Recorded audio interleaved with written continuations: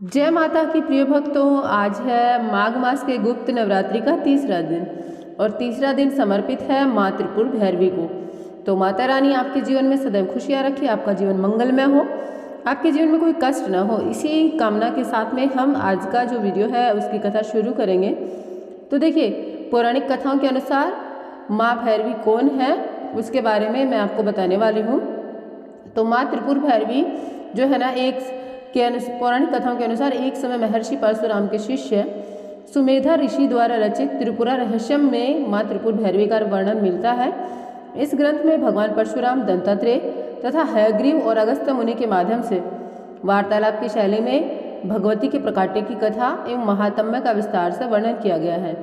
इनके प्रादुर्भाव से जो कथा प्रचलित है उसके अनुसार जब भगवान शिव के तीसरे नेत्र से जो भगवान कामदेव भस्म हो गए थे, तो उस समय माता गौरा ने उस कामदेव के शरीर के भस्म को इकट्ठा करके उसका एक पुतला बनाया था तथा भगवान आशुतोष से कहने लगी कि हे स्वामी, इस पुतले में प्राण प्रतिष्ठा कर दो, क्योंकि गणपति के लिए कोई सखा नहीं है, अतएव यह हमारा गणपति इसके साथ क्रीड़ा किया करेगा।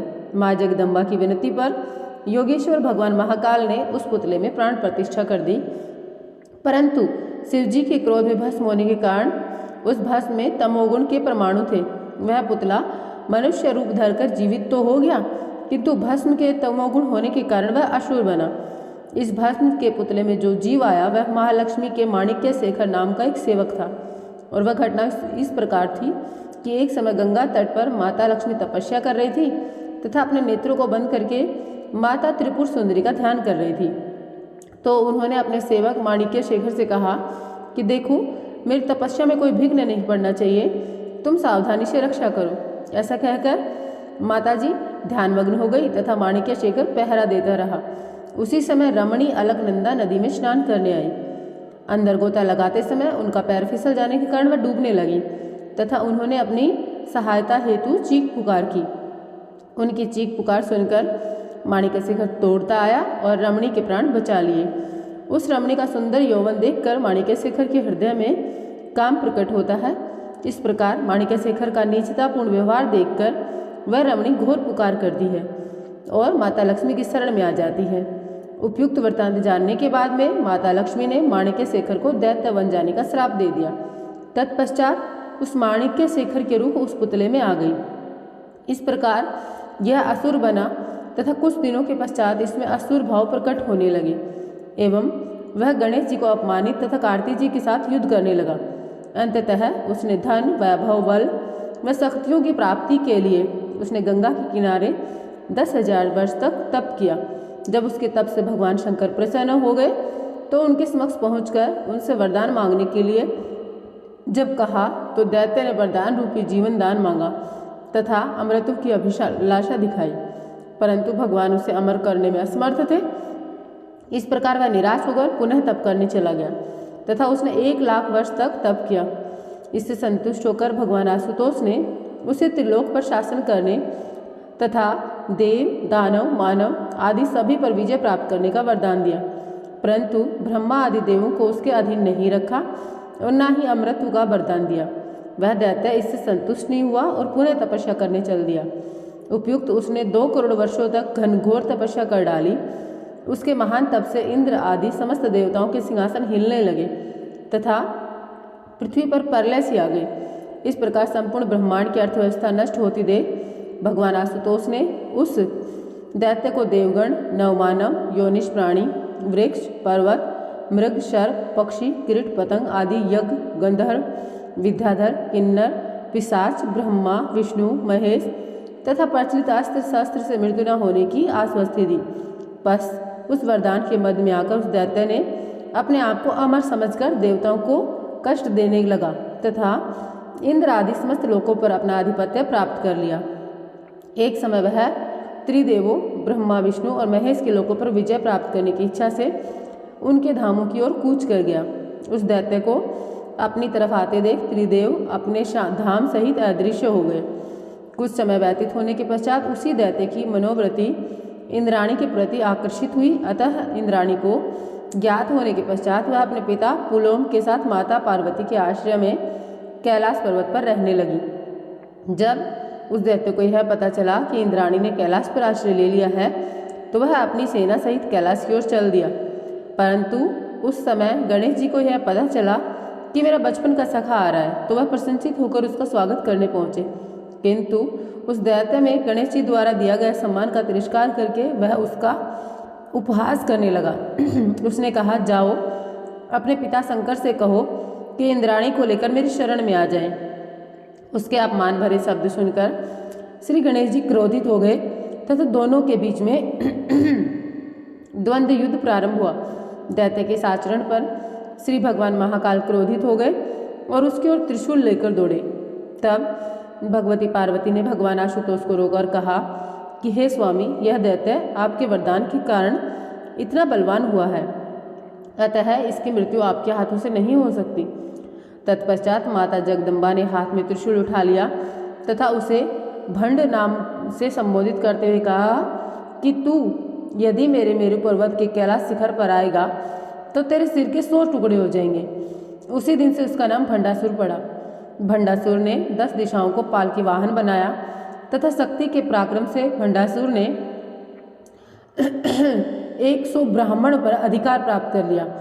तारकासुर नाम का एक दैत्य था, वह 5 ब्राह्मण का प्रतिनिधित्व करता था। उसने अपनी पुत्री का विवाह भंडासुर के साथ कर दिया तथा भंडासुर को 5 ब्राह्मण दान दिए। इस प्रकार भंडासुर 105 ब्राह्मण का शासक हुआ तथा देवताओं पर घोर अत्याचार करने लगा। तत्पश्चात देवताओं ने मंत्रणा करने के पश्चात त्रिपुर सुंदरी भगवती का महायज्ञ प्रारंभ कर दिया तथा शिव, विष्णु इत्यादि समस्त देवता यज्ञ में उपस्थित थे। विधि पूर्वक किए गए इस यज्ञ में पूर्ण आहुति देव गुरु बृहस्पति जी ने उस यज्ञ की एक पूर्ण आहुति के रूप में जब डाली तो एक विशालकाय ज्वाला प्रकट हुई तथा उससे भगवती त्रिपुर सुंदरी का प्रादुर्भाव हुआ। तत्पश्चात देवी ने नारद जी को शांति दूत बनाकर भेजा, परंतु वह दैत्य भंडासुर नहीं माना तथा माता जगदम्बा से युद्ध करने को तैयार हुआ। तत्पश्चात माँ भवानी ने उसका रणभूमि में घोर संग्राम किया उसके साथ। अंततः माँ भगवती के हाथों मोक्ष प्राप्त करके अपने धाम को वह चला गया। तदंतर भंडासुर के मोक्ष प्राप्त करने के पश्चात इंद्राणी देवता शोभायमान होने लगे। यह देवी मुक्ति प्रदायिनी है। इनके अन्यत्र नाम भी हैं षोडशी, ललिता, लीलावती, लीलामती, ललितांबिका, लीलेशी, राजराजेश्वरी।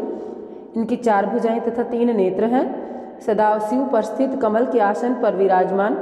इनके चारों हाथ में पास, अंकुश, धनुष बाण सुशोभित है। यह देवी सौम्य है।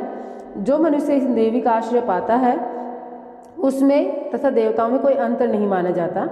इनको पंचचक्र अर्थात 5 मुख वाली कहा गया है। चारों दिशाओं में 4 और 1 ऊपर होने के कारण इनको 5 मुखों वाली भी कहते हैं। त्रिपुर भैरवी जी की उपासना करने से सभी बंधन दूर हो जाते हैं। यह बंदी छोड़ माता है। इन्हें षोडशी भी कहा जाता है।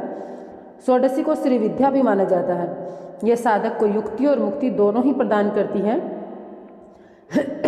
इनकी साधना से षोडश कला निपुण संतान की प्राप्ति होती है। जल, थल और नभ में उनका वर्चस्व कायम होता है। आजीविका और व्यापार में इतनी वृद्धि होती है कि व्यक्ति संसार भर में धन श्रेष्ठ यानी सर्वाधिक धनी बनकर सुख भोग करता है। जीवन में काम, सौभाग्य और शारीरिक सुख में आरोग्य सिद्धि के लिए इन देवी की आराधना की जाती है। इनकी साधना से धन संपदा की प्राप्ति होती है। मनोवांछित वर तथा मनवांछित कन्या से विवाह होता है। षोडशी का भक्त कभी दुखी नहीं रहता।